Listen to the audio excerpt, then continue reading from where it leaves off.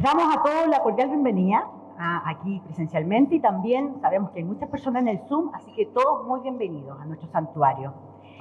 Como pastoral del Santuario Cenáculo de la Providencia, hemos querido siempre ofrecer diversas charlas y talleres como ayudas y herramientas para la vida diaria según el carisma de Schoenstatt. Estamos viviendo un tiempo posjubilar y por ello hoy nos interesa mirar los vínculos, nuestros propios vínculos con la luz propia del 31 de mayo. Una vez más, tenemos el agrado de presentar un nuevo encuentro con tres grandes conferencistas, ¿no es cierto?, que más rato los vamos a presentar. Bueno, a modo de explicación, el conversatorio tendrá preguntas donde los expositores van a ir contestando, ¿no es cierto?, cada uno con su expertise. Tenemos desde el punto de vista de la psicología, filosofía y también de la educación. También dejaremos unos últimos minutos para que si ustedes quieren hacer alguna pregunta, levantan la mano y todas las personas que están en el Zoom también pueden mandar sus preguntas a través del chat. Por último, como comunidad de iglesia y en este día tan especial de María Reina, queremos encomendar esta reunión a nuestra Reina victoriosa diciendo: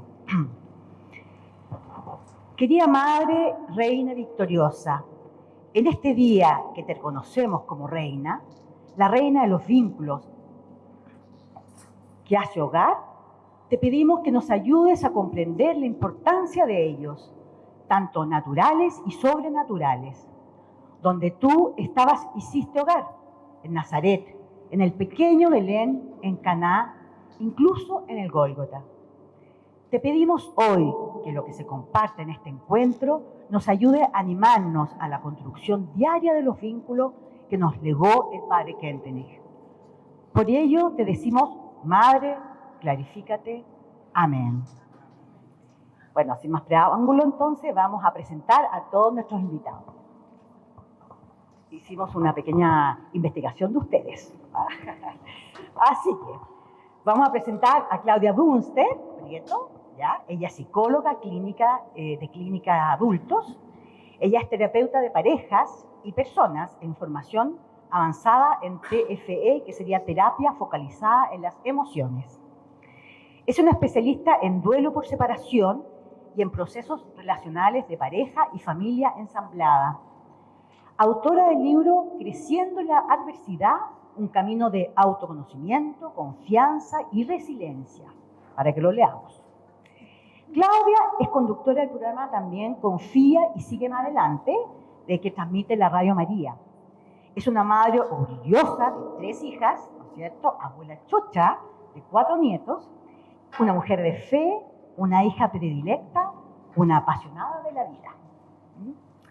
Carolina del Oro Crespo es socia fundadora en consultora del Oro Lagos.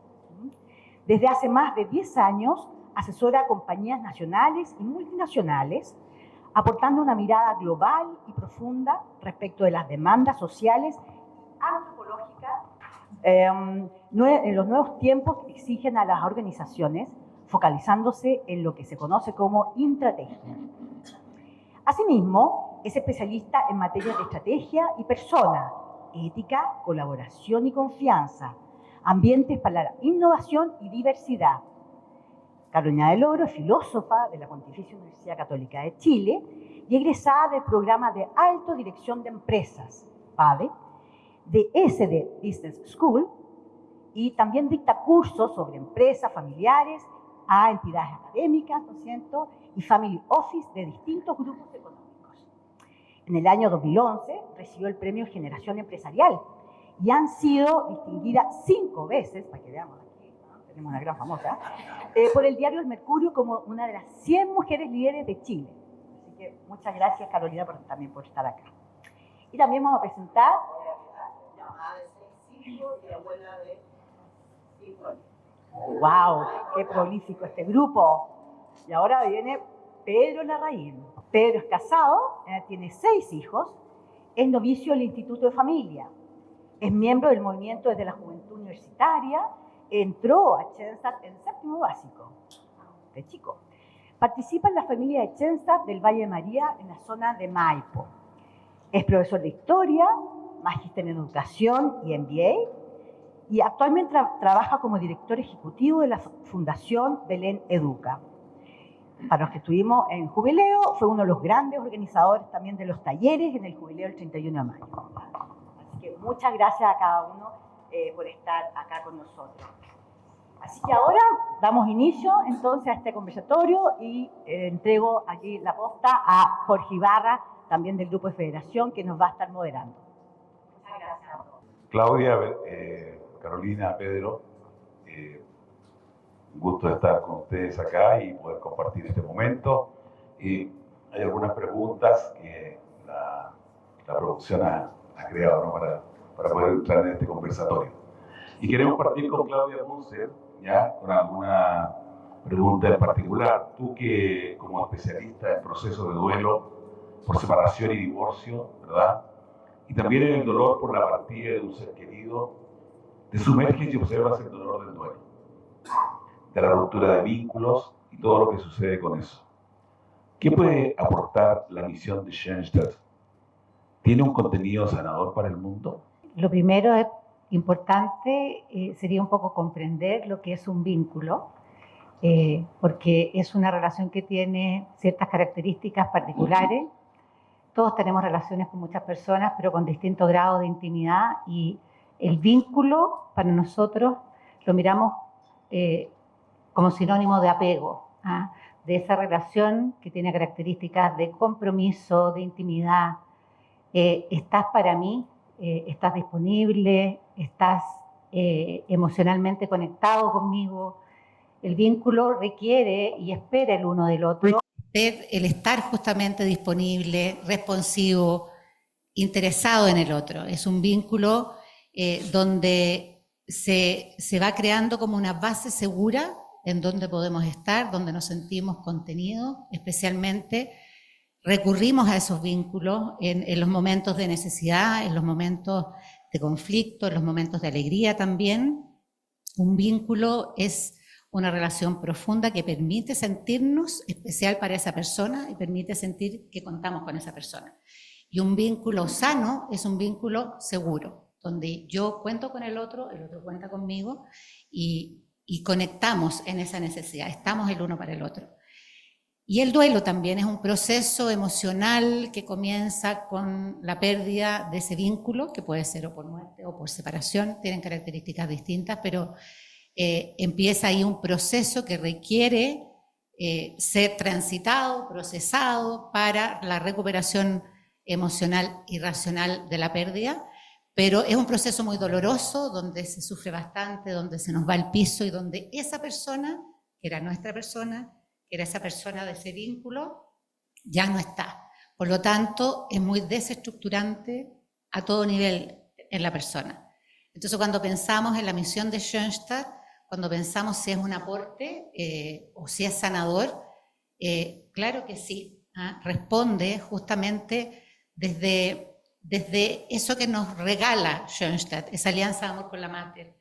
Ese nada sin ti, nada sin nosotros, habla justamente de ese vínculo sobrenatural, pero que nos sostiene, que está ahí para nosotros, que sentimos que nos acompaña, que sentimos que nuestra fuerza se sostiene en ella, en nuestra Mater, en nuestra reina y madre victoriosa que cuida perfectamente.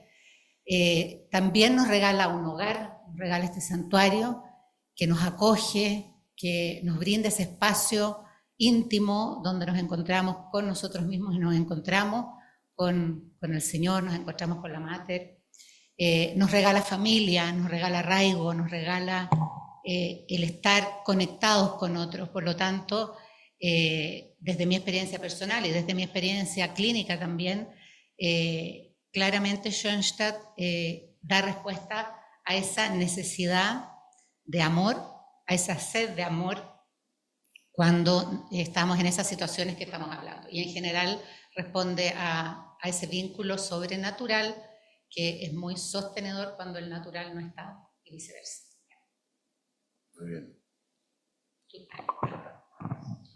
Muchas gracias, Claudia, por tu respuesta. En esa misma línea del organismo de vinculaciones, ¿verdad?, que hablaba Claudia. Tú como experta, ¿no es cierto?, filósofa y también en ética y asesora de empresa y toda tu experiencia, la mirada del 31 de mayo, ¿qué defiende la vinculación orgánica e integral? Todo lo que es el organismo de vinculaciones, que confía en que la misión de Schoenstatt es un contenido sanador para el mundo. ¿Es posible aplicarla en el mundo de hoy? Bueno, muy buenas noches y gracias por la invitación. Me emociona estar aquí porque en esa misma silla nos formamos con mi marido hace 35 años. Yo diría que para poder entender la misión del 31 de mayo respecto a estos vínculos, hay que entender la gran agudeza que tuvo el padre Kentenich de darse cuenta hacia dónde iba el mundo. Y el mundo iba hacia un nomadismo, hacia una falta de arraigo, hacia un nomadismo no solo físico, que vamos de un lugar a otro, que ahora el Zoom nos permite un poquito menos, pero igual estamos todo el día, sino un nomadismo de verdad, de naturaleza. Entonces, yo diría que esa frase que toma de Santo Tomás, ordo essendi, ordo agendi, o sea, el orden de ser determina el orden de actuar, es la gran clave aquí. Lo que pasa en el mundo actual es que el orden de ser humano está alterado, está licuado, como dice Bauman, no tiene sustento. Entonces hoy día vemos todo lo que vemos, ¿no? Yo soy consejera del Consejo Nacional de Televisión y me toca todos los domingos ver todos los programas horrorosos que hay que sancionar.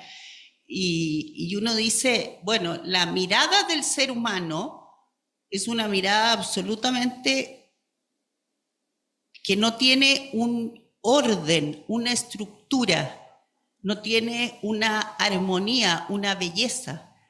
Entonces, sus relaciones, sus vínculos son totalmente mecanicistas, son totalmente separados. Entonces, el mundo del trabajo, el mundo de la casa, el mundo de las diversiones.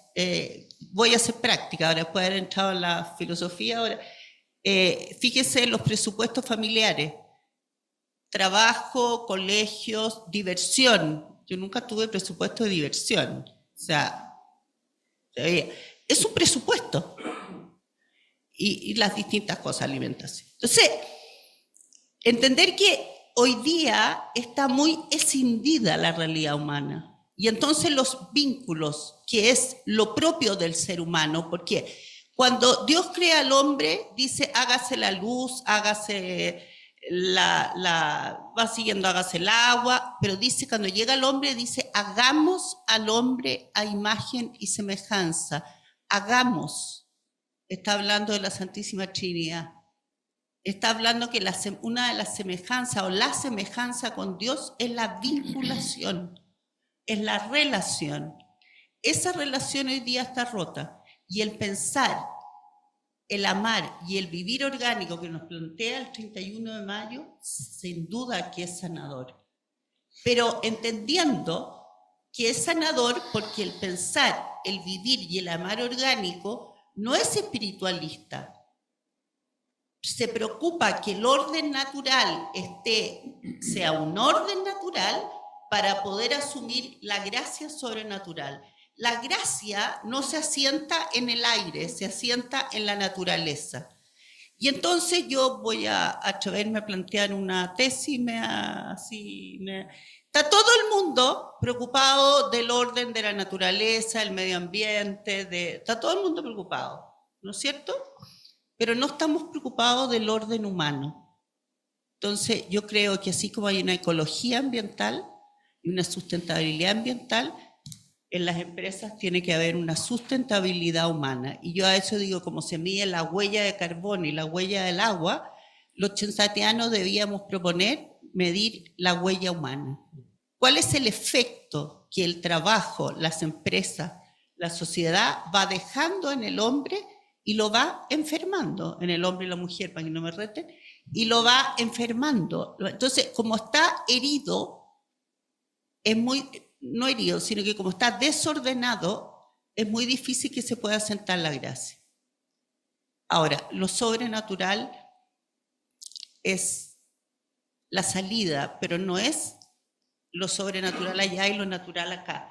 Y en ese sentido creo que Schoenstatt puede ser profundamente sanador, y el 31 de mayo, con la vida, me ha ido convenciendo de que es el camino. Cuando estaba sentada ahí no entendía nada. O sea, cantidad de palabras y todo. Uno con la vida va dándose cuenta que es así. Entonces ahí entra el rol de la mater como medianera, porque no podemos llegar a Dios directo, tenemos que llegar a través de las criaturas. Y ahí creo que es muy sanador su mirada. Podría hablar mucho más. Gracias, Carolina. Bueno, Pedro, después de esa rica experiencia que tuviste en el jubileo del 31 de mayo, que seguramente pudiste escuchar muchas cosas, los intercambios en la celebración jubilar, quisiéramos preguntar si la misión de Schoenstatt tiene un contenido sanador para el mundo. ¿Se escucha este? ¿Sí? ¿Se escucha bien? Gracias. ¿Quiénes de acá estuvieron en Bellavista para el 31 de mayo? ¡Wow! ¡Excelente! ¡Qué maravilla! Una alegría. Realmente fue un momento muy especial para todos los que lo vivimos. Primero recordar eso y qué alegría haberlo podido celebrar juntos, y yo creo que eso ya es sanador, no se podría contestar eso. Haberlo vivido, haberlo gozado, haber celebrado nuestro carisma ya es sanador, especialmente pensando en que también, como el mismo padre Kentenich decía en la plática del 31 de mayo, también venimos con ropa sucia. También estamos con un santuario en construcción, como decía hace 75 años, y hoy día, qué evidente, ¿no? Porque lo estamos permanentemente. Y si esos son nuestros vínculos, tenemos vínculos heridos, tenemos vínculos en construcción, y con eso nos presentamos. Nos presentamos frente a Dios, nos presentamos frente a su mundo sobrenatural y también, evidentemente, frente al mundo natural. La pregunta respecto si es un contenido sanador para el mundo, me dediqué a escuchar de nuevo los impulsos, se los recomiendo, los lloré, fueron emocionantes. Realmente esos 3 impulsos que tuvimos, los 2 del sábado y del domingo, fueron muy bonitos. Y ahí surge dentro del diálogo este concepto de si es que es sanador, si es que la espiritualidad de Schoenstatt aporta para sanar el mundo. Y es una pretensión bastante grande, y a veces podemos pecar de pretencioso. Y creo que también tenemos que ser humildes y entendernos dentro de que, como dijo el padre, el obispo Pedro Sandón en el tercer impulso, dijo: ustedes no son un aporte a la iglesia, ustedes son iglesia. Entonces, desde ahí entendernos también con los dolores que tenemos dentro de la iglesia, con los dolores que tenemos en nuestro mundo, con los dolores que tenemos también dentro de nuestro movimiento, con los dolores que tengamos cada uno en nuestras familias, con los dolores que tengamos cada uno en nuestros corazones. Encontrar que el vínculo, como ese organismo de vinculaciones que nos conecta con lo natural, con lo sobrenatural, con las ideas, con las personas, conmigo mismo, la sola conciencia de tener esos vínculos es sanador. Hoy día venía en micro para acá y venía estudiando, tratando de aprender qué decir. Nada de lo que estoy diciendo lo había estudiado, no está escrito acá. Pero venía tratando de comprender. Y había una señora parada al lado mío. Y yo hice la cola, yo me senté porque yo hice la cola para la micro. Y de repente me di cuenta, qué tontera. O sea, ¿qué voy a entender, qué voy a comprender de los vínculos si no soy capaz de pararme y darle el asiento a la señora? Aquí está la señora. Me imaginé, va la señora para el mismo lugar que voy yo. No.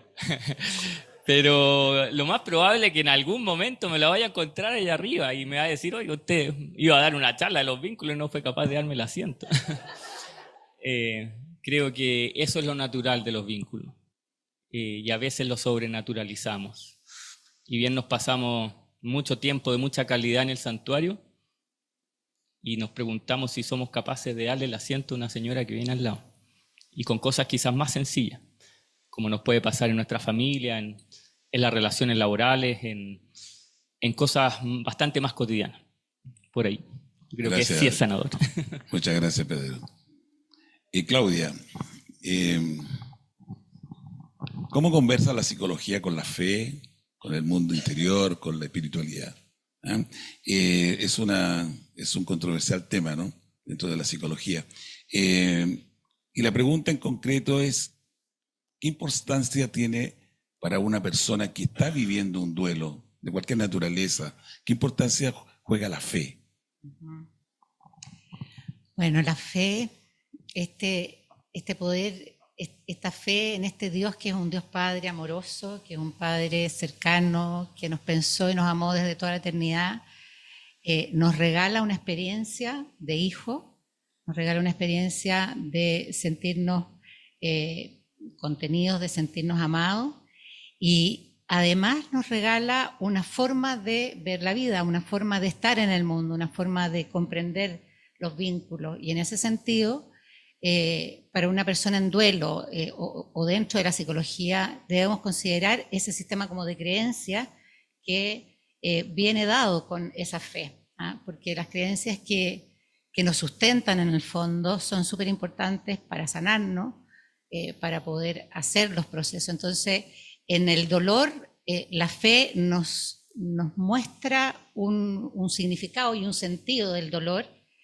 que es sanador cuando tenemos fe. En el fondo, el pensarnos que este dolor lo podemos entregar, que este dolor tiene un sentido de cargar la cruz, que ese cargar la cruz también me enseña, me educa, que algo me tiene que decir, el abandono de la voluntad de Dios. Entonces nos da un sentido para el dolor. Y también en la creencia sobre la muerte, cuando tenemos una visión de la muerte con la vida eterna, cuando pensamos, integramos la muerte dentro del ciclo de la vida, nos paramos frente a la situación de muerte de una manera diferente. Y eso no significa que no vayamos a sufrir o que no vayamos a vivir un duelo difícil o que tengamos todas las respuestas. No, porque inicialmente el duelo es muy desestructurante y nos duele, el duelo duele. El duelo duele, ¿no? Entonces, pero con el paso un poquito del tiempo, del proceso, nos permite, como digo, tener una cierta paz interior cuando tenemos esos significados que son tan trascendentes y en los que confiamos, en los que esperamos. En una persona que está desestructurada psicoemocionalmente, ¿verdad?, a través de una experiencia como la que tú señalas, la fe, ¿cómo puede fortalecer y mantener vínculos profundos, estables y sustentables si está dentro de esa desestructuración? ¿Cuál sería el efecto sanador que tendría la fe? Es esa mirada de ese dolor, es la comprensión, el significado que yo le doy a ese dolor. Ahora, en esa desestructura los vínculos son fundamentales. El contar con un buen vínculo, en contar con una persona que me acompañe, que esté conmigo, es fundamental. Entonces, en la desestructura la persona tiene que ver con plantearse una nueva realidad, por lo que el duelo presenta, que el duelo es como el tránsito hacia la adaptación de una nueva realidad. Entonces, ahí los vínculos, la verdad que son súper necesarios, contar con esa red de apoyo, contar con esas personas o ese vínculo sobrenatural que también nos sostiene. Entonces, no nos desestructura, pero igual tenemos, como digo, grabado en nuestro corazón esa creencia que nos permite ir avanzando con la ayuda cuando es necesario terapéutica o de un guía espiritual o de una persona que pueda acompañar en el dolor. Okay, muchas gracias. Carolina, tú que tienes experiencia en diferentes empresas, en el mundo del trabajo, ¿verdad? Estamos viendo una realidad bastante compleja, hay fenómenos nuevos hoy día en el mundo de las organizaciones. Ya estamos todos con esto de los problemas psicolaborales, psicosociales, ¿verdad? como factores de riesgo, donde corre riesgo especialmente la salud mental de las personas. ¿Cómo visualizas el ambiente en que trabajas tú con la ruptura de los vínculos, la intolerancia y la desconfianza que se ha ido creando en el mundo del trabajo? Bueno, es un gran tema. Primero, Chile es un país desconfiado. 8 de cada 10 chilenos desconfía del lado, no solo de las instituciones. Y por lo tanto, miremoslo aquí, pues desconfiaremos entre nosotros. Es bien impresionante. ¿Para qué decir las instituciones y todo? Entonces, yo diría que Chile tiene una herida bien fundamental que tiene mucho que ver con el padre Kientenich y con nuestra mirada de Schoenstatt, que es la desconfianza, que es la negación de un vínculo y que es yo no creo en ti. Porque para confiar, la confianza es la predictibilidad, o sea, yo confío en tu conducta futura. Es la esencia de la fidelidad. Los que somos casados, supongo que no andaremos las 24 horas como un señor me mostró que tenía el GPS donde estaba su mujer. Bueno, la esencia de la desconfianza. Nosotros confiamos, quizá yo ya no tanto, porque a esta altura supongo que el caballero no se pondrá loco, pero después de tantos años, ¿no? Pero claro, o sea, hay un tema de confianza y la confianza es una cuerda. Y esa cuerda, ¿se acuerdan esas cuerdas de los barcos que tenían como muchos hilitos? Bueno, esa confianza, esa cuerda se puede cortar. Lo que importa es que quede al menos un hilo para poder volver a reconstruirla. Yo esto se lo digo siempre a los padres de familia. Se les va a cortar la cuerda un poco con el adolescente, pero preocúpense de que quede un hilo para que puedan volver a tejer. Entonces, yo siento que en las organizaciones hay una desconfianza profunda entre los que trabajan. Uno, porque el mundo está cambiando aceleradamente, porque no sabemos dónde va a ir el mundo, porque el señor que está sentado no sabe si su trabajo va a ser hecho por la inteligencia artificial o no, porque no sabemos cómo se va a producir. Esta es una transformación radical. Y el padre Kientenich hablaba de transformaciones radicales, así que este es el momento que tenemos que estar. Entonces cuando me preguntan si es sanador, claro, ahora tiene que estar, porque en una sociedad, en un trabajo donde las personas desconfían unas de la otra, donde la persona llega agotada, donde no se siente dignificado, el trabajo debe ser buenos servicios, buen trabajo y buena justicia en la repartición del resultado, ¿no? Esto lo dice la Iglesia. Y el buen trabajo significa que yo me pueda vincular y participar. Y ese es el mayor dolor. Yo diría que el dolor y el problema mayor está en que la gente siente que su originalidad no está puesta en la organización y no puede participar y no puede aportar.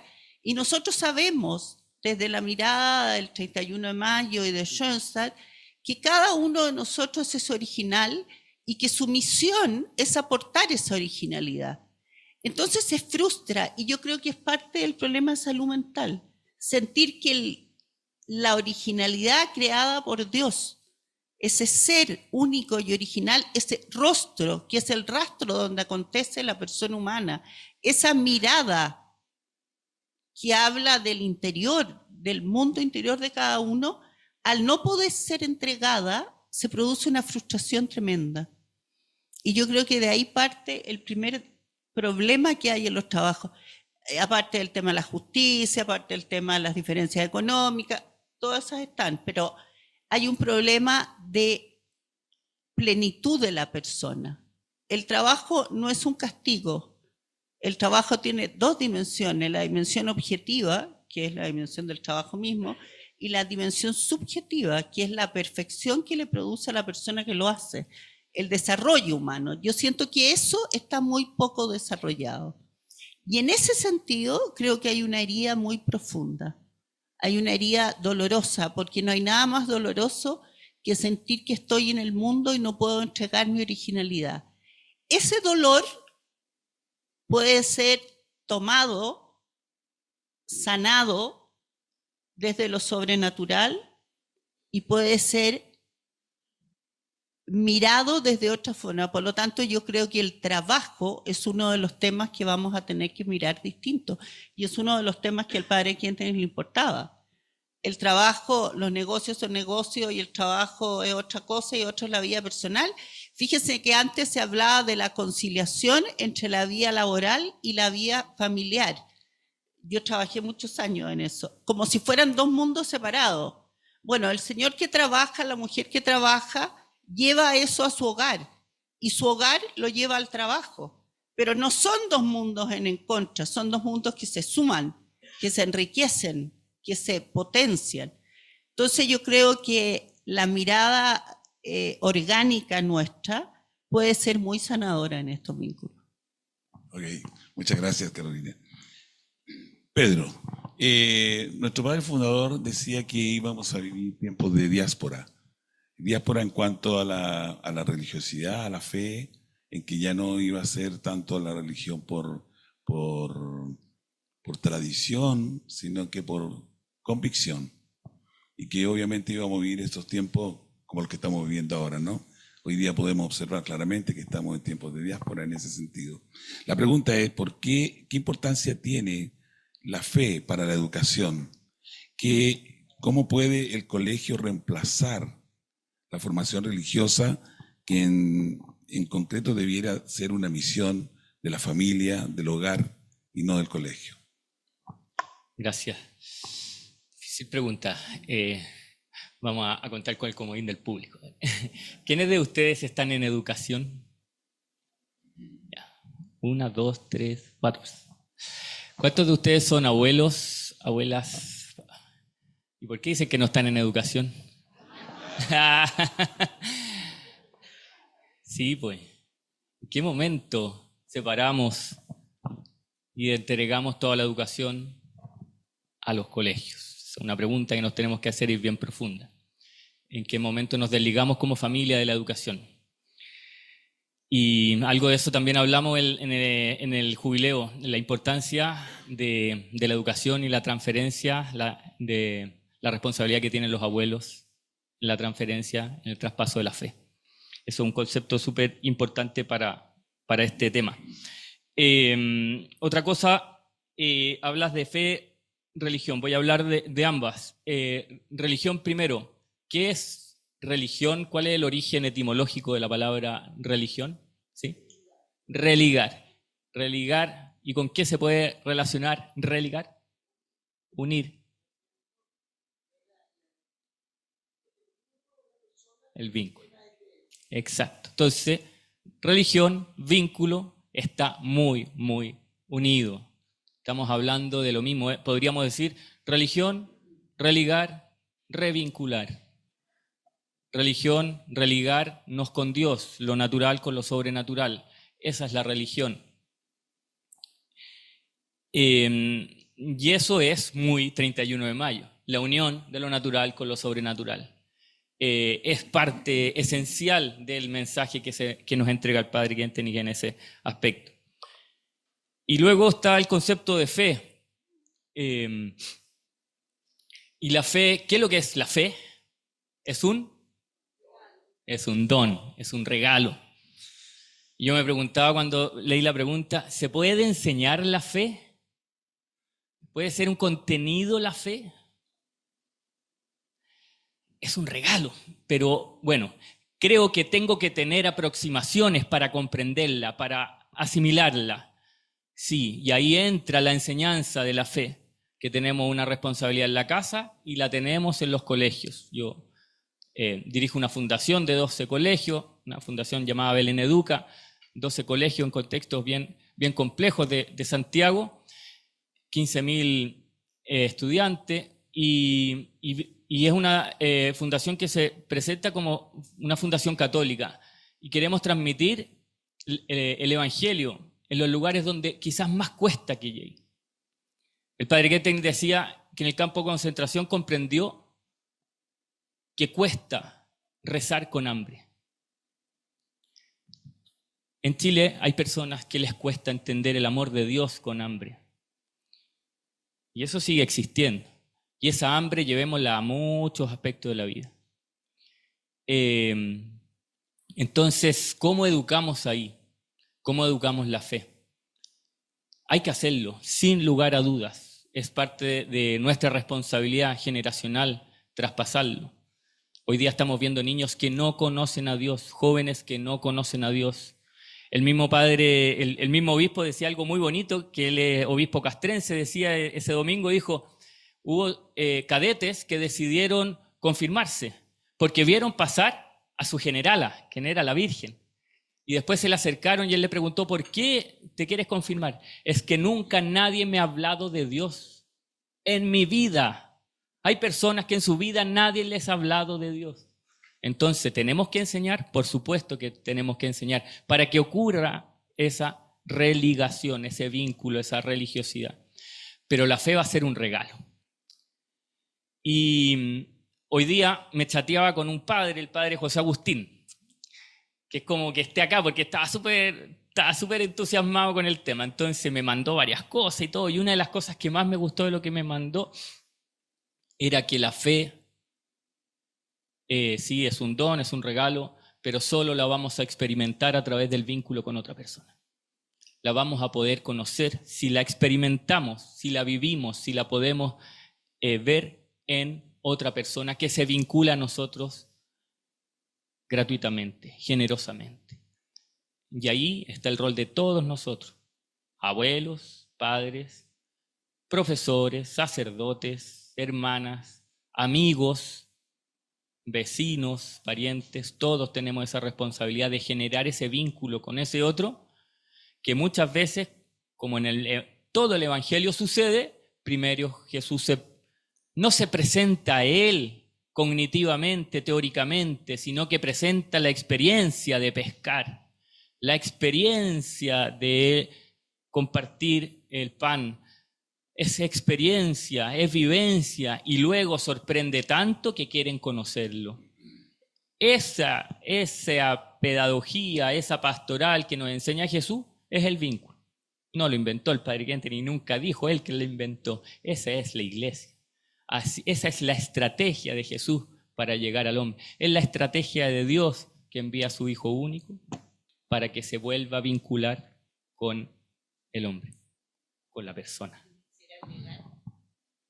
Que me toca muy fuerte lo que dice, porque aquí muchas somos abuelas y abuelos. Y yo creo que lo que tú dices es muy cierto. O sea, hay mucha gente que no conoce a Dios o lo conoce teológicamente.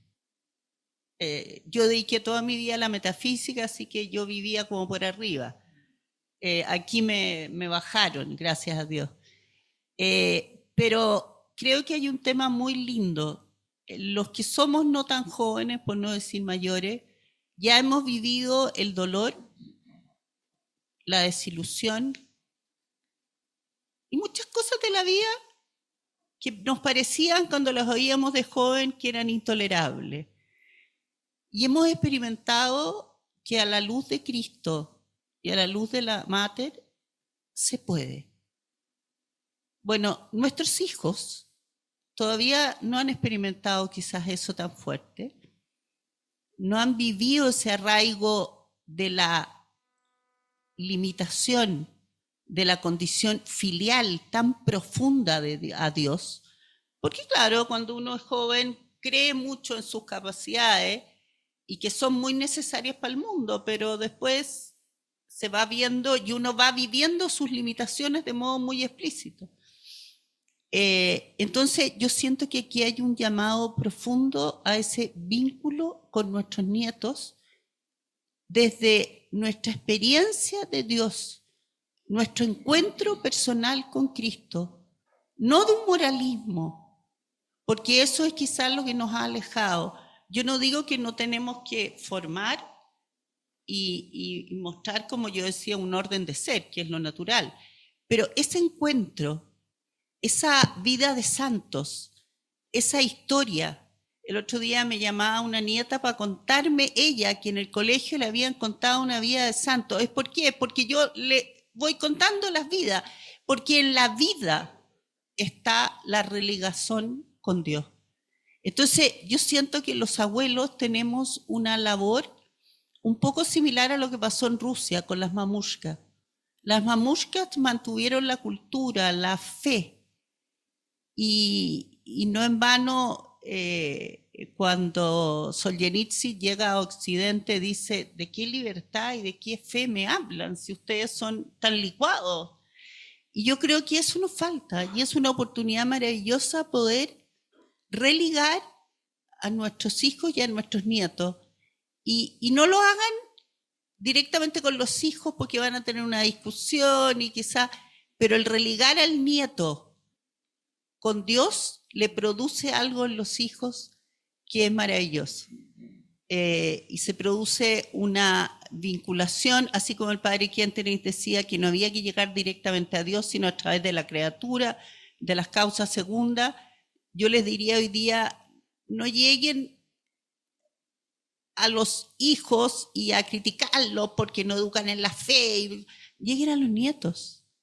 Y de ahí se va a ir transformando porque no hay un encuentro más vital. Entonces, a mí personalmente, en este momento que me imagino que muchos vivirán, y muchos vivirán, en que uno siente que profesionalmente ya va quedando fuera, en que uno siente que la vida va siendo un poco distinta, en que uno siente que este es un mundo que va por un camino que no termino de comprender, yo creo que nadie, pero uno cree que es un problema de edad. Siempre aparece esta maravilla que es la vida humana y que podamos formar personas. Y a mí me parece que en este sentido hay un don y porque la fe es un don y este regalo no puedo dejar de abrirlo. Es como esa gente que uno le llega un paquete y no lo abre. Es lo peor. Te dice, después lo abro. No, si te lo dice. Bueno, no dejemos de abrir el don de la fe, porque se puede quedar. Y es un regalo maravilloso, pero puede quedar cerrado. Y yo creo que eso con los nietos adquiere un sentido muy profundo. Perdón que interrumpa, pero... Muy bien, muchas gracias por el complemento. Bien, Claudia, hoy día el mundo, y Chile particularmente, está viviendo, experimentando los más altos avances en la tecnología y la comunicación. Hoy día hay medios de comunicación que son instantáneos, todo es muy rápido en materia de comunicación y Chile cuenta con los medios más modernos del mundo. Sin embargo, eso, tal vez el mal uso de estos recursos ha causado algunos problemas también en lo que son las relaciones interpersonales, los vínculos, ha dañado los vínculos, hemos reemplazado mucho la relación presencial a través de estos medios de comunicación, haciendo un mal uso, ¿no? Hemos perdido también riqueza de lenguaje, porque a través del WhatsApp estamos reemplazando palabras a través de emoticones o signos, ¿verdad? Entonces, la pregunta es, ¿de qué manera podemos hacer para combatir esa tendencia a la dependencia de esta tecnología que se puede transformar incluso en una enfermedad de salud mental, ¿verdad? Que es la nomofobia. Entonces, ¿cómo hacemos para poder sacar a la sociedad hoy día de esa vertiente y transformar estos medios tecnológicos en un medio para fortalecer los vínculos, ya sea en el trabajo, en la familia o en todo lo que tenemos que ver con las relaciones interpersonales? Bueno, primero pensando en estos medios de comunicación que nos permiten estar cerca cuando tenemos seres queridos lejos, cuando pensamos que nos permiten llegar a mucho más personas, como ahora, la tecnología nos ayuda, es una aliada, nos favorece, pero sin duda planteado, como tú lo dices, cómo ha venido a ser como disruptivo en las relaciones o en los vínculos, porque los viene a reemplazar, ¿no es cierto? O sea, la verdad que ahora son, no sé, el WhatsApp es la amante, por decirlo de alguna manera, es motivo de infidelidad, porque prefiero estar ahí con el celular en vez de estar con la otra persona. Y yo diría que, o desde mi visión, lo interesante es ver a qué le restamos tiempo para estar ahí, para estar en los medios. La conciencia del otro, la importancia de la conexión personal, amorosa con el otro, cómo nos afecta y cómo vamos en ese sentido dejando de lado cosas importantes, vamos dejando de lado momentos importantes, vamos dejando de lado el compartir en un almuerzo, en una comida, porque estábamos ahí pegados al celular. Entonces nos priva tanto, y creo que una primera pregunta puede ser, ¿a qué le estamos robando tiempo para estar en las redes? ¿Cuán importante es que si estoy con los niños jugando, que esté a lo mejor en cuatro patas ahí, jugando con los niños, conectando con los niños, olfateando, mirando, sintiéndolo? Y son una tentación las redes, el WhatsApp, todas las comunicaciones sociales son una tentación. Yo creo que nadie está ajeno a de repente haberse quedado enganchado ahí más tiempo, como una especie de apego desordenado, digo yo, de esta adicción que nos exige ordenarnos y ordenarnos en a qué es importante para nosotros, a qué le dedicamos tiempo, cuánto tiempo le dedicamos. Y creo que otra mirada importante es cómo las redes nos conectan con tantos, pero nos desconectan con los nuestros y nos desconectan en ese vínculo de manera, o sea, nos afecta desde esta manera. Todo lo que es redes, todo lo que es esta tecnología, nos habla de rapidez, de inmediatez, no de proceso que es lo propiamente humano. Entonces nos vuelve más intolerantes, más impacientes. La conexión con otros también va siendo desde lo que me gusta, desde que está muy bien, porque la gente se conecta a través de distintos gustos que comparten y permite ampliar a lo mejor el rango social, por ejemplo. Pero nos va replegando hacia nosotros mismos, nos va dejando en un lugar más individualista, que se suma a esta cultura individualista donde nos volvemos egoístas, nos volvemos egocéntricos, donde empieza el desinterés por el otro, donde empieza la poca paciencia, la poca disponibilidad para el otro.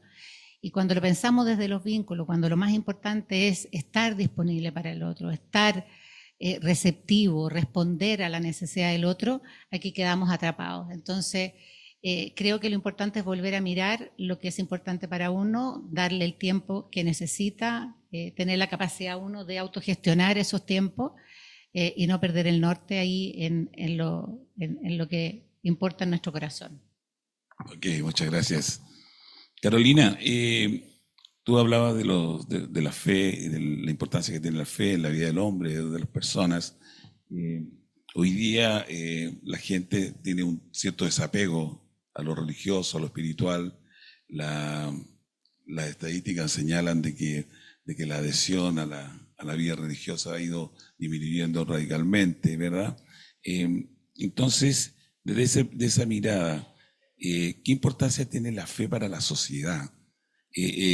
Porque hoy día está como mal visto, digamos, de que tú digas soy católico, soy evangélico, o que profesa alguna religión. Hoy día, de esa mirada, ¿es posible ser católico en ese escenario? Bueno, en el escenario que yo me muevo es difícil. Es difícil porque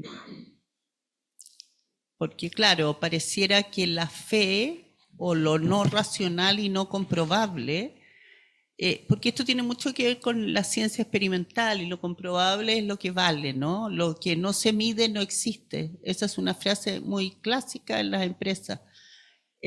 Carolina, lo que no se mide no existe. Y yo les digo, miren, lo que no se mide es lo que realmente existe. Lo demás, ustedes están en una apariencia. Esto es como el mito de Platón, ¿no? Yo creo que estamos en un mundo que es difícil ser católico. que es difícil ser creyente en un mundo laboral adverso, digamos, pero también eso nos lleva a algo que el padre Kentenich nos propuso mucho, a llevar una fe distinta, no a llevar, como decías tú muy bien, a llevar una fe de la experiencia, a llevar una fe de la vida, no del moralismo.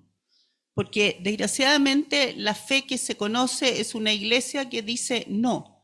No es el encuentro personal con Cristo que define mi vida, que me permite vivir ese duelo con otro sentido, que me permite establecer vínculos a pesar de los dolores más profundos que uno viva con ese otro con que vive toda su vida.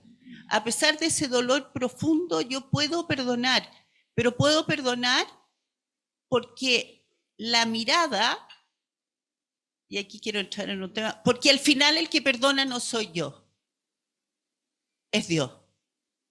Si yo mirara humanamente como se ve hoy día el mundo, no somos capaces de asumir la inmensidad de la vida. Lo que hemos logrado en nuestra vida, lo ha logrado Dios a través nuestro. Por eso es tan importante este momento de meditación, de oración, de encuentro con uno, porque es ahí donde Dios construye. Entonces, yo creo que estamos llamados a mostrar una fe distinta, una fe de vida, de vivencia, de meditación profunda, porque es bien loco, ¿eh? Porque no hay fe, no hay catolicismo, ha disminuido mucho, pero han aparecido una serie de escuelas de meditación. Está lleno. Quiere decir que el ser humano necesita, porque el ser humano se define, porque no nos quedemos solo en los vínculos. El ser humano se define porque tiene un mundo interior que se constituye en el vínculo con otro. Y esa es la riqueza del vínculo, que va desarrollando este mundo interior del otro. Y entonces, ese vínculo profundo interior y ese mundo interior requiere parar, mirarse y conectarse con el otro y con Dios. Y eso es la fe. Y yo creo que no hemos mostrado esa fe. Y yo creo que los católicos estamos al debe de mostrar una fe que es liberadora, que es alegre, que nos lleva a la plenitud, pero a la plenitud no del bienestar, sino del bien ser, que es muy distinto. Nosotros no estamos hechos para el bienestar, estamos hechos para la plenitud. Y la plenitud humana es el amor. Pero es el amor porque es el único diálogo profundo, el amor es el único hábitat donde este mundo interior puede expresarse y entregarse. Y yo aquí quiero ser media contraria. No es que el padre Kentenich hable de los vínculos por los vínculos.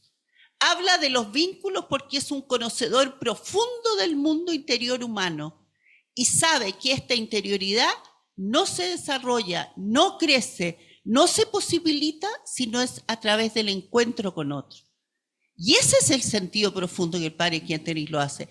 Y yo me atrevería a decir algo que no se dice poco en el movimiento, pero su herida de vínculo fue la que le permitió penetrar en este mundo interior y le permitió darse cuenta que ese mundo interior sin vínculos era imposible. Y yo aquí quiero ir a algo que puede ser disruptivo.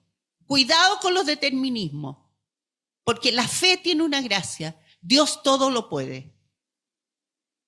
Y entonces, ¿se puede enseñar la fe? Bueno, la fe es un don, pero hay preámbulos de fe. Y esos preámbulos de fe son la experiencia familiar, la experiencia de la amistad y bueno, y todas las cosas teóricas que se pueden enseñar. Entonces, pero yo diría, no nos olvidemos que la riqueza del ser humano por la cual constituye sentido el vínculo es el mundo interior. Y ese mundo interior es el que está desconocido, es el que no le damos espacio. Y ese mundo interior es el que el chat, la tecnología invade. Y la invade de una forma muy terrible, porque cuando uno recibe chat, le confirman su mirada de la vida y ni siquiera hace el ejercicio de ponerse en el lugar de otro. Y yo eso es lo que más me molesta de los chats y de todos los... que al final lo que hacen es convencerme de que tengo razón, cuando lo que yo tengo que hacer es, para tener un vínculo real, es hacer un ejercicio profundo de ponerme en el lugar del otro, de escuchar al otro y desde ahí ver qué resuena en mi mundo interior. A mí me parece que esto es muy importante decirlo, porque si no el movimiento aparece como movimiento de vínculos, pero el vínculo tiene su sentido en esta trascendencia interior. Porque en última instancia, te busqué, Señor, decía San Agustín, hasta que me di cuenta que estabas en mí. Si el vínculo que está más profundo en el ser humano es que nosotros estamos habitados por Dios. Y eso, cuando lo rompemos, rompemos todo. Y esa habitación, esa dinastía divina, esa amistad divina, que es la que se rompe con el pecado original, es la que Cristo nos viene a reconstituir. Y es la que Cristo nos viene a dar la esperanza con la Mater de que se puede volver a unir lo que por naturaleza está unido. Entonces, ahí hay una profundidad en esto que no sé cómo explicarla. Las palabras no tienen posibilidad de explicar el misterio de este encuentro. Pero el ser habitado por Dios es algo de lo cual yo creo que vivimos el 99% del día inconsciente. Es que es para caminar distinto, es para vivir distinto, es para desplazarse distinto. Yo estoy habitada por Dios, dice San Pablo.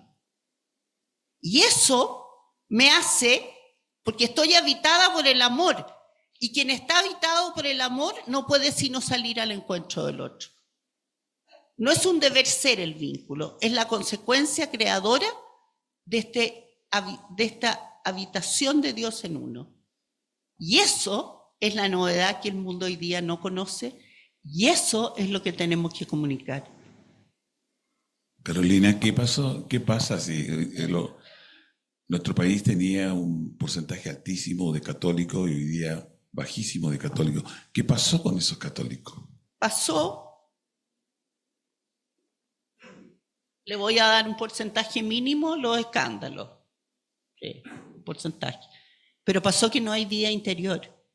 Y cuando no hay vida interior, no puede haber vida religiosa. Y el problema de los jóvenes de hoy es que no tienen vida interior. ¿Y qué hizo perder esa vida interior? ¿Qué la hizo perder? Yo diría la falta de familia, el exceso de redes, el mundo apresurado, el mundo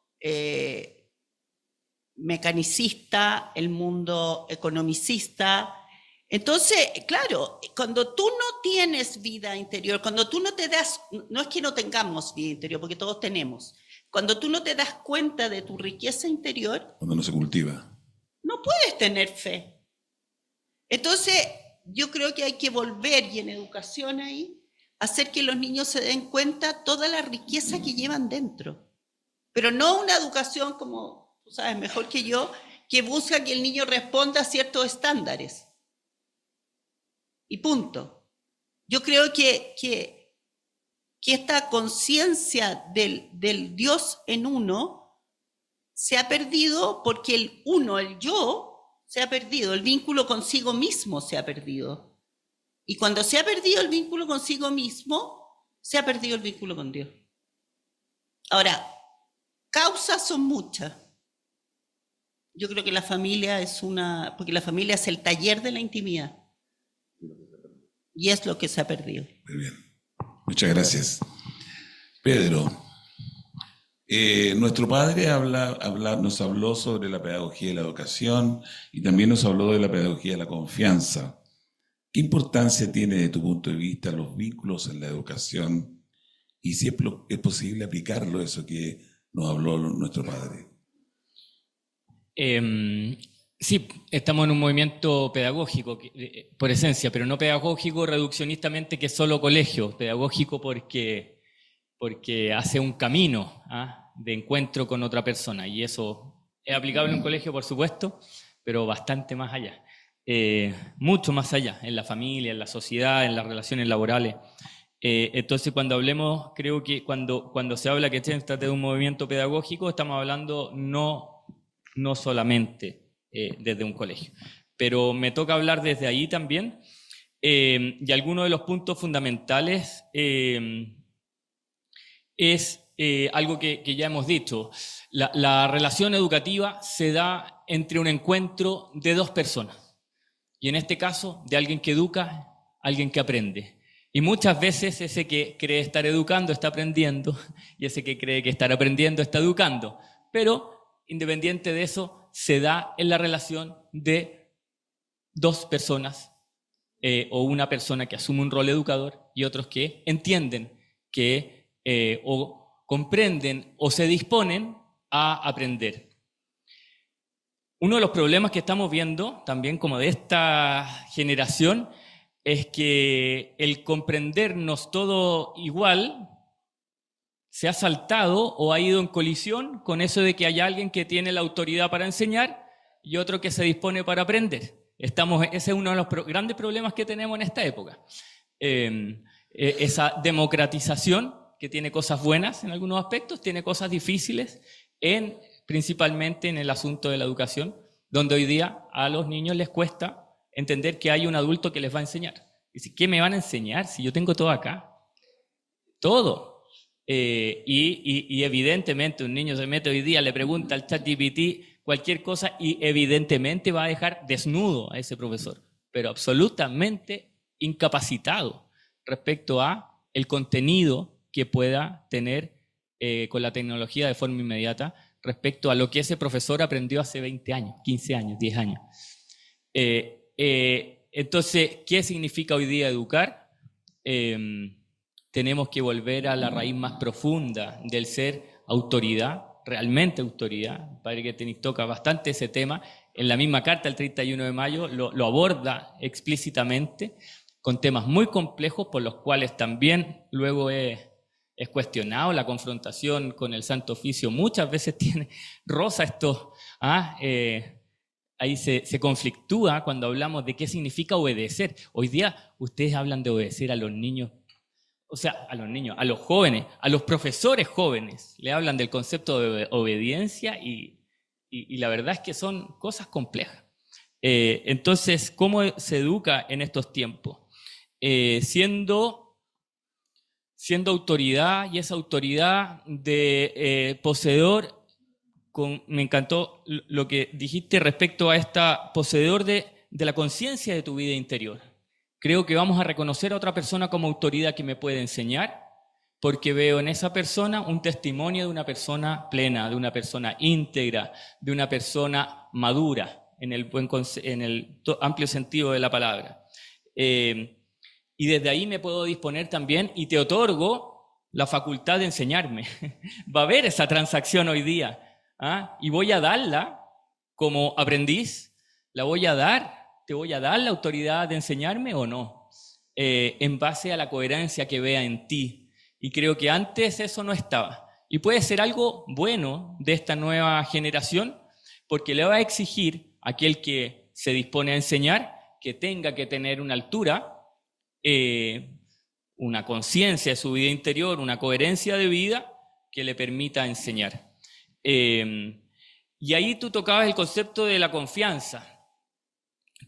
Creo que esto que estábamos hablando solo se da si te doy la confianza de que me enseñes. Y esa confianza sí que es un regalo muy preciado y que no estamos dispuestos a regalar. No estamos dispuestos a entregar a cualquiera autoridad en el plano político, público, a cualquier educador o incluso nos ponen los desafíos hoy día a los papás, también a los abuelos. Los niños nos van a decir, ¿te doy o no la confianza de educarme, de enseñarme? ¿Con qué atributos tú me vas a enseñar si no eres coherente en tu vida? Me dices que no haga esto y tú lo haces.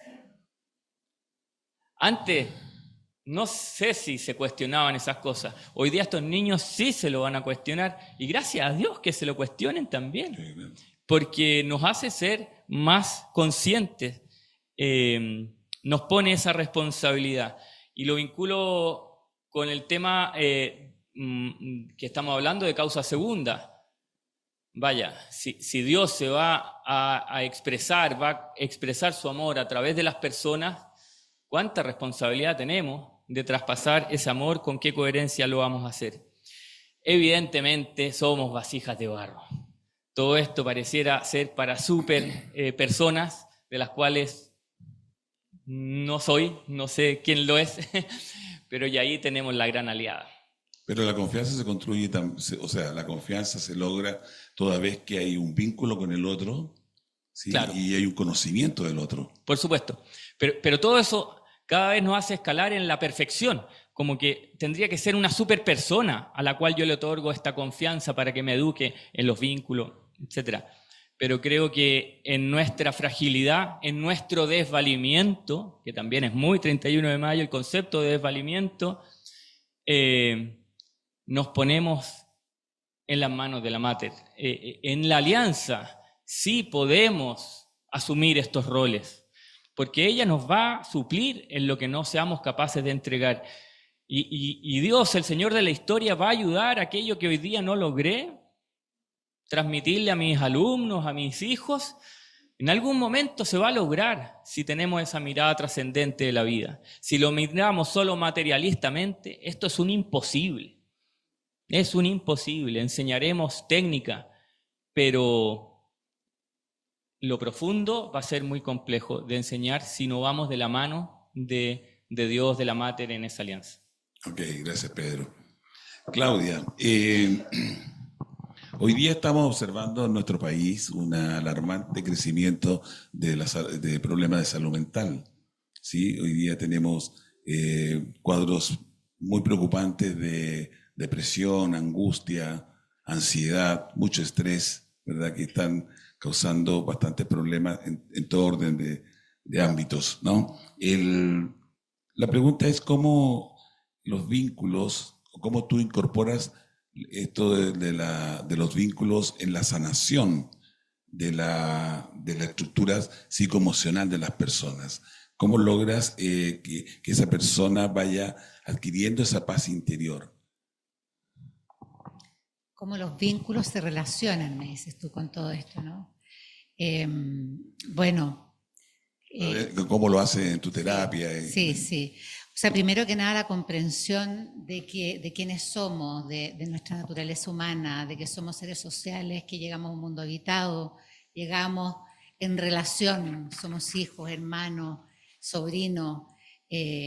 Entonces, desde esa naturaleza tan propia de nosotros, de necesitar un otro para sobrevivir desde chiquitito, es algo que se mantiene a lo largo de toda la vida, esa necesidad de contar con un otro, desde la cuna hasta la tumba, como dice Bowlby, que es el padre de la teoría del apego. Por lo tanto, en ese vínculo primario, en ese apego, es donde nosotros vamos también construyendo quiénes somos. Es decir, la identidad, ese modo de operar en la vida se va construyendo y se sostiene a lo largo de toda la vida de la experiencia vincular, como bien comentaban aquí, ¿no es cierto? O sea, yo me conozco, me aprehendo en la mirada del otro, me veo como el otro me mira. Hay una interrelación, hay una interdependencia, hay una corregulación siempre con un otro.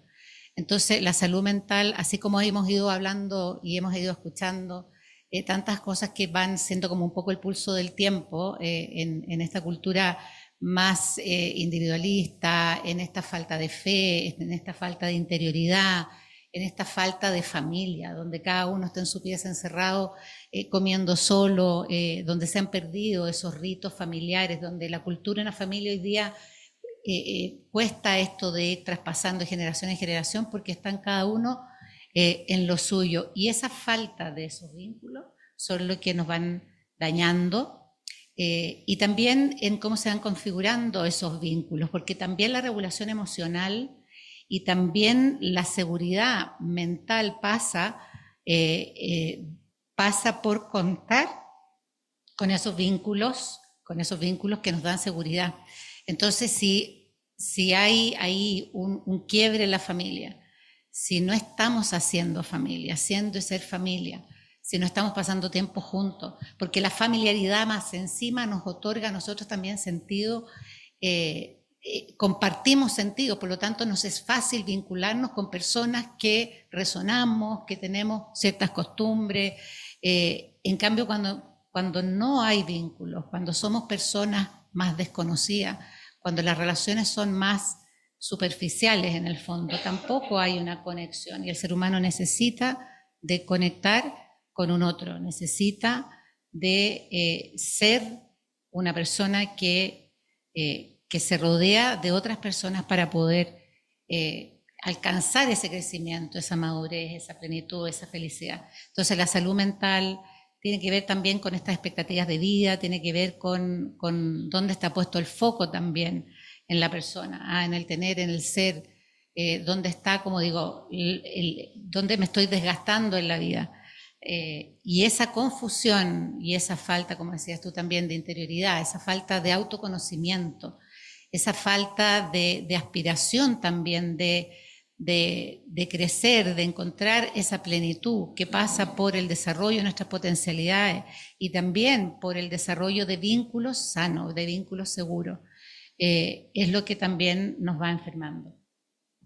Muy bien, muchas gracias. Carolina, tú nos hablabas recién hace un rato sobre la importancia de los vínculos en la sanidad de una sociedad, la importancia que tiene eso para poder construir una sociedad sana. Ahora, ¿cómo se relaciona eso con el autoconocimiento, la autoeducación, para poder construir esa sociedad sana?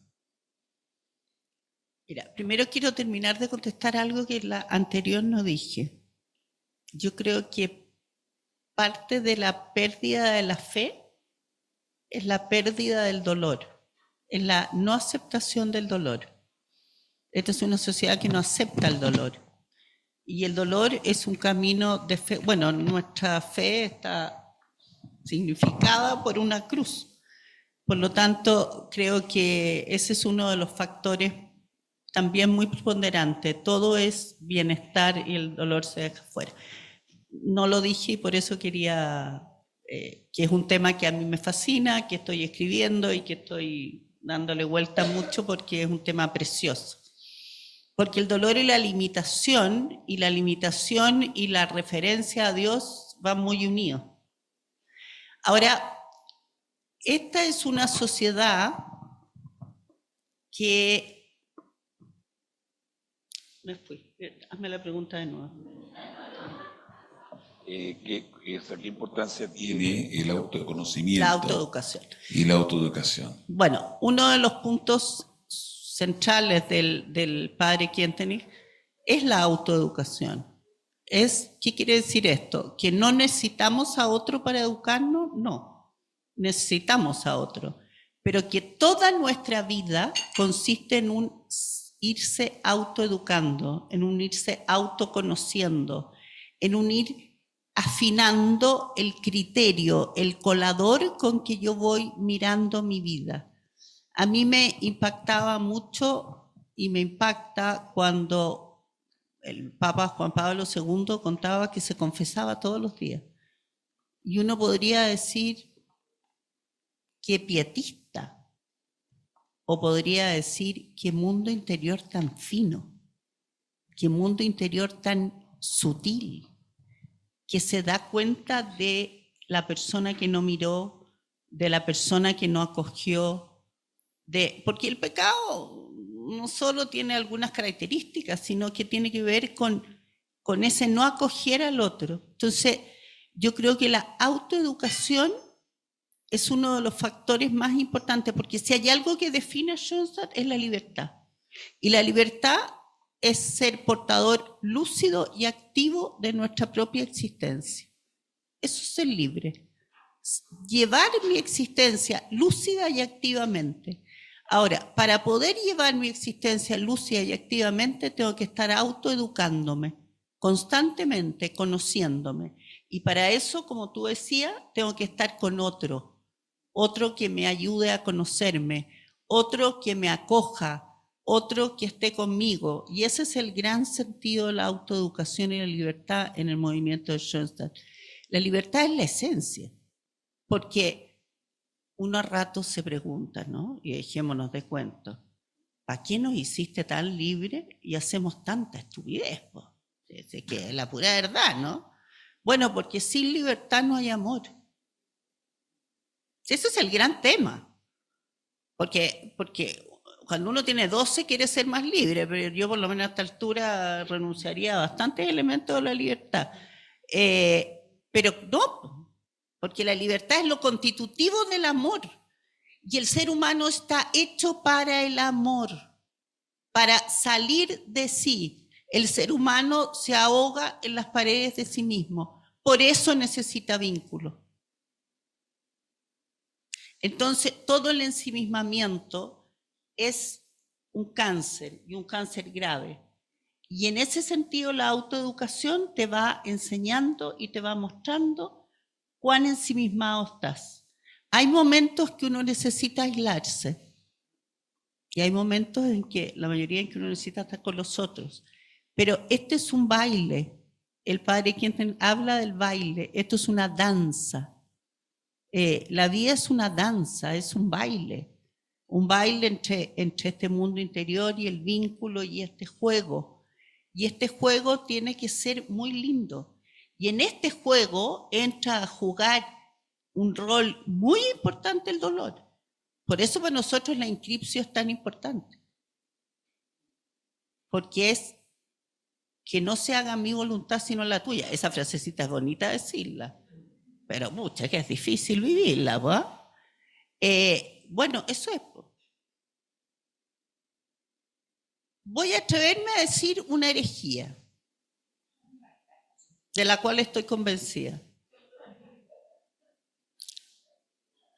No es que Dios quiera el dolor, pero Dios no solo permite, sino que es protagonista en nuestra vida. Y yo creo que este Dios tan expectante no existe. Dios está en nuestra vida, está arraigado, está encarnado. Sí, es muy impactante que Dios se haya hecho hombre. Por eso los ángeles y los demonios están tan picados, pues. ¿Por qué no se hizo ángel? Que es una criatura mucho más perfecta que nosotros. Se encarnó en un ser humano porque Él quiso decirnos que está encarnado en nosotros. Y que no es un espectador de nuestra vida. Eso es la fe.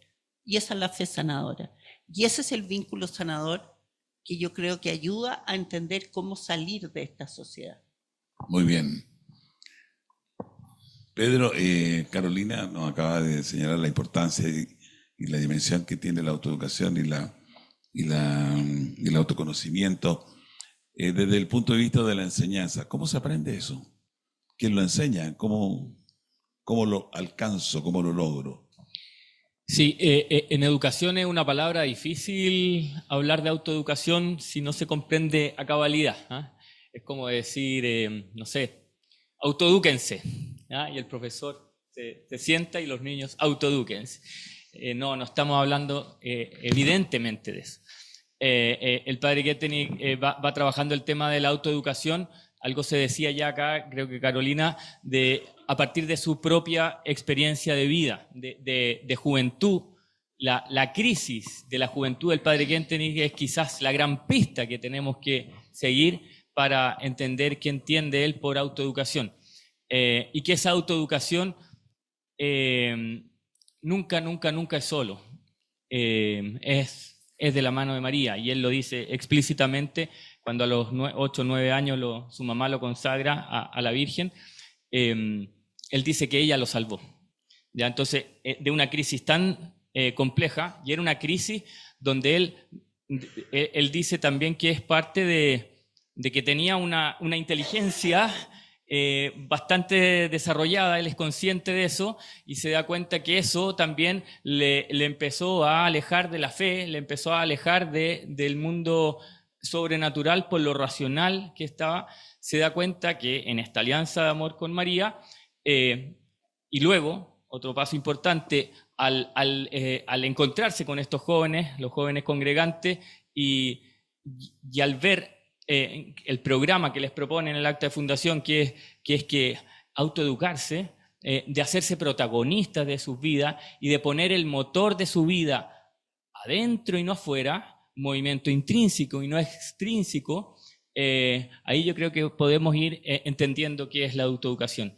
Creo que una persona madura logra tener el motor de su vida adentro. Cuesta, lo vamos incorporando poco a poco, pero es la verdadera libertad que nos hablaba Carolina anteriormente, es la que nos autoeducamos. ¿Para qué? Para tomar decisiones desde adentro, en plena libertad, buscando el bien, buscando la verdad.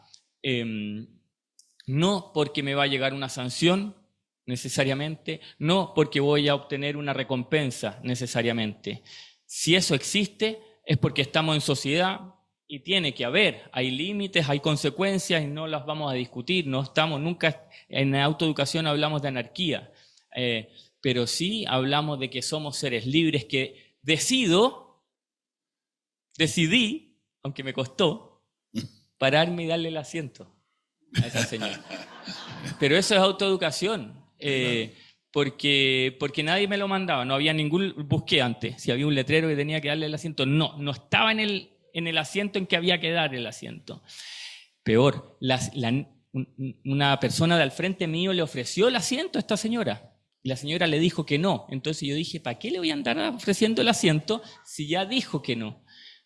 Pero mi problema era que venía para acá. ¿Con qué coherencia iba a hablar si me iba esas 8 estaciones sentado y la señora parada al lado mío? Creo que ahí hay una pista vital, al menos, de lo que podemos entender por autoeducación. No habría cometido ninguna falta si Dios no me paraba. Yo creo que tampoco me tendría que haber ido a confesar. No.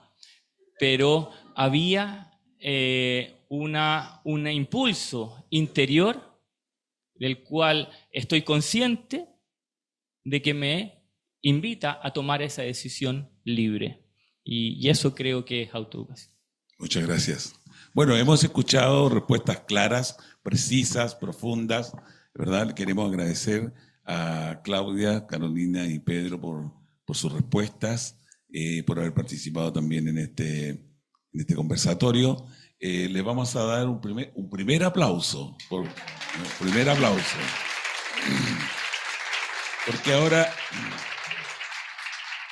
Porque ahora vamos a abrir un espacio para hacer preguntas, ¿sí? Ya.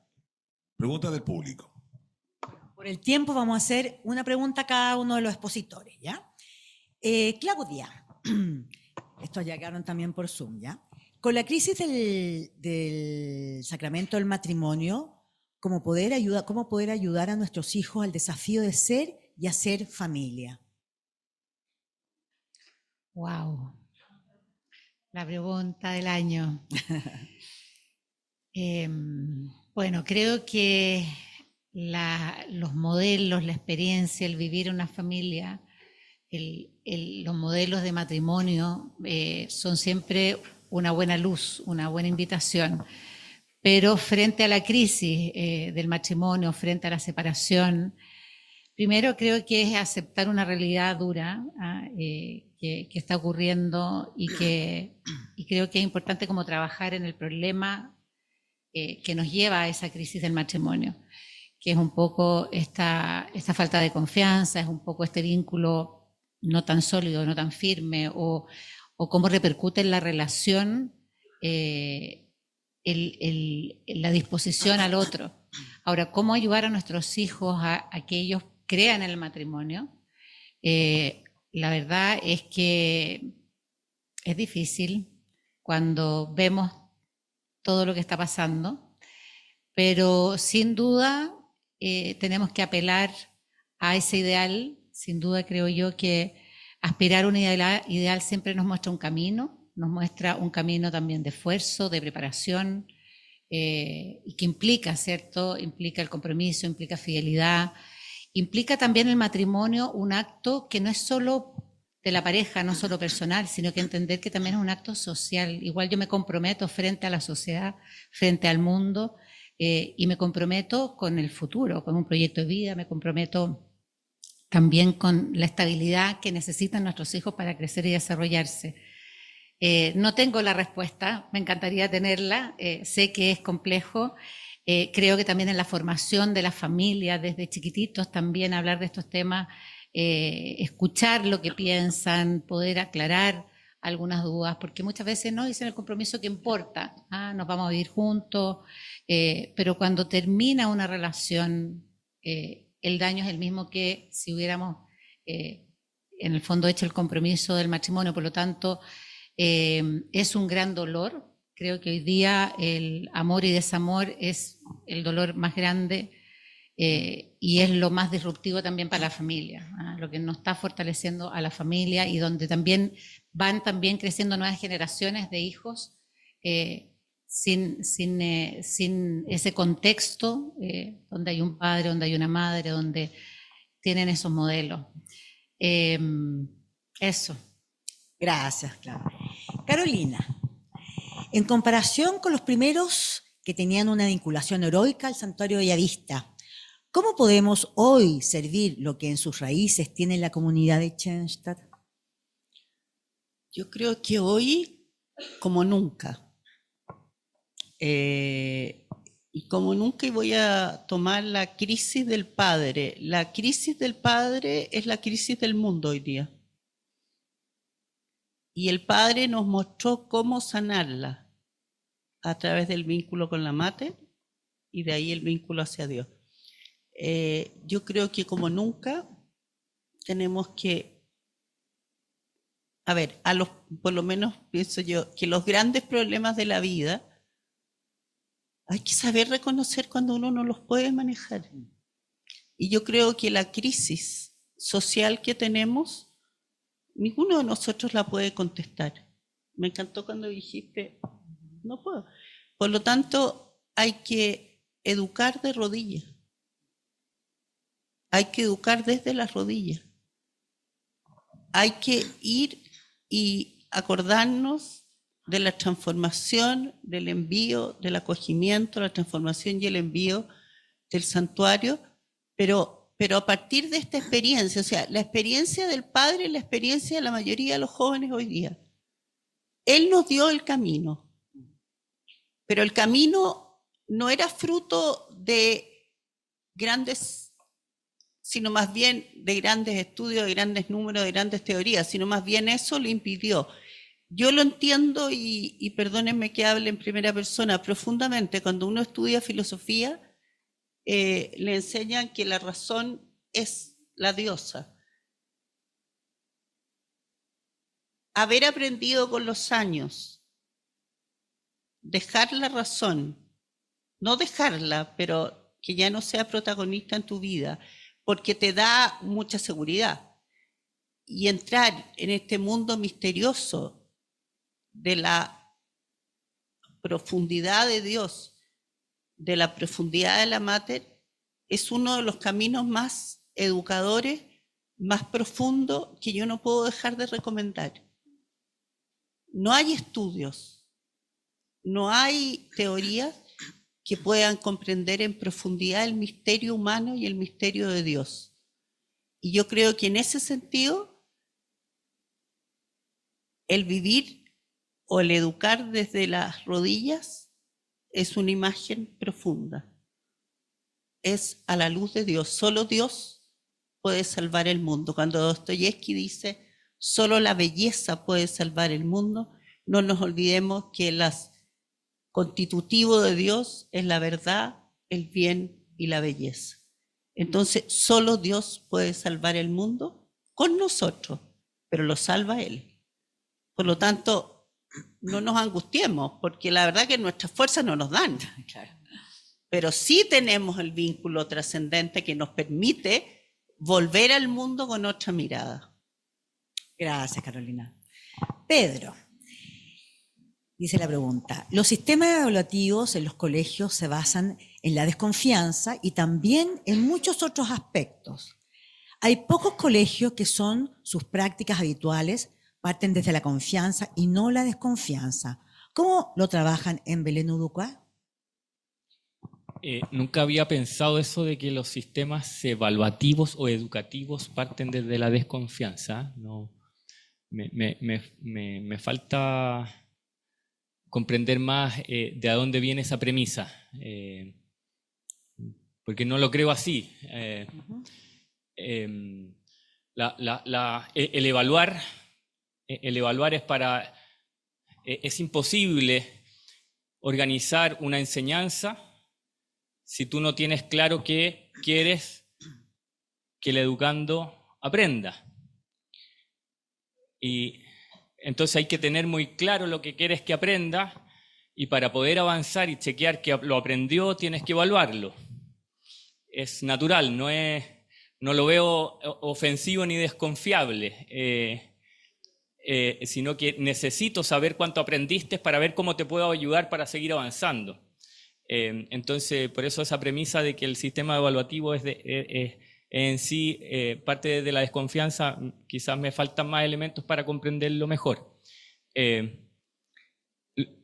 Luego está el que es evidente que educar es muy complejo. Y tú me preguntas por Belén Educa. Nosotros hace muy poco redefinimos el perfil de egreso del estudiante y buscamos formar una persona profundamente humana que al modo de Jesús comprenda el mundo, transforme su contexto y sirva al bien común. Esa es nuestra aspiración, nuestro sueño. Y eso en los contextos más complejos, como en la Parinacota, en Quilicura, en la Santo Tomás de la Pintana, en la Legua de Emergencia, donde hay niños que realmente viven con situaciones muy, muy difíciles. Y queremos que sean personas profundamente humanas. Y la única forma de poder enseñar eso, que incluso es difícil decirlo, enseñar la profunda humanidad, es a través del contacto personal y del vínculo, de otra persona que desarrolle su interioridad para que, siendo profundamente humano, pueda traspasarle esa experiencia a otra persona. Pero sería muy, muy complejo llegar hasta ahí nomás, con niños que tienen un nivel cultural muy bajo, en el cual la comprensión del mundo es fundamental, y la comprensión de las matemáticas y de las ciencias y del lenguaje, de la religión, es fundamental. Y para saber cuánto está comprendiendo tengo que evaluarlo. Y necesito esos datos para avanzar y poder diseñar el paso siguiente y planificar de forma muy precisa lo que en esta clase quiero enseñar, que quiero que tú aprendas. Tengo que identificar si lo aprendiste para poder seguir avanzando o tengo que retroceder. Entonces la comprensión es muy importante y tiene que mirarse integradamente en esta persona profundamente humana. De nada nos va a servir formar personas que puedan tener como lo que se le llama, a mi modo de ver mal dicho, pero habilidades blandas, pero ignorantes. No van a ser felices. Necesitan saber y necesitan entender este mundo para que puedan desempeñarse y cumplir sus objetivos. ¿Y cuáles son sus objetivos? Lo que tratamos de transmitirles es que Dios ha puesto una semilla en ellos, que es el ideal personal, ¿cierto? Cada uno de nosotros lo tiene y tiene que lograr interpretarse, tiene que tener códigos, porque hoy día uno de los grandes problemas es que nuestros niños, a todo nivel, pero especialmente en los contextos más vulnerables, manejan muy pocas palabras. Por lo tanto, si manejas pocas palabras, manejas pocos códigos, comprendes poco. Y estás en una desventaja tremenda frente a otros que tienen mayores oportunidades.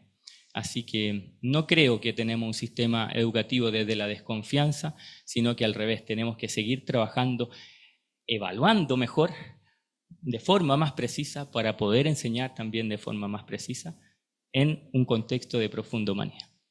Muchas gracias. Bueno, hemos llegado a nuestro fin de nuestro encuentro. Les agradecemos, un aplauso grande, ¿no es cierto? ¿Ah? Apuesto que en el Zoom también están aplaudiendo, ¿no es cierto? Me tinca por ahí. Bueno, les agradecemos porque sabemos que darse tiempo no es fácil, siempre están muy dispuestos. Gracias por todo su punto de vista, por todo su conocimiento. Bueno, y a nosotros no nos quede solamente como una conferencia, sino que también pensemos cómo están también nuestros vínculos, ¿no es cierto?, naturales. Vemos si damos la micro, le damos el asiento a alguien, y así tantos ejemplos que tenemos. Queremos agradecerle y entregarle un pequeño presente a cada uno, a la Carolina, a la Claudia y a Pedro, ¿ya? Y también agradecer a Jorge Ibarra por su moderación. Así que gracias.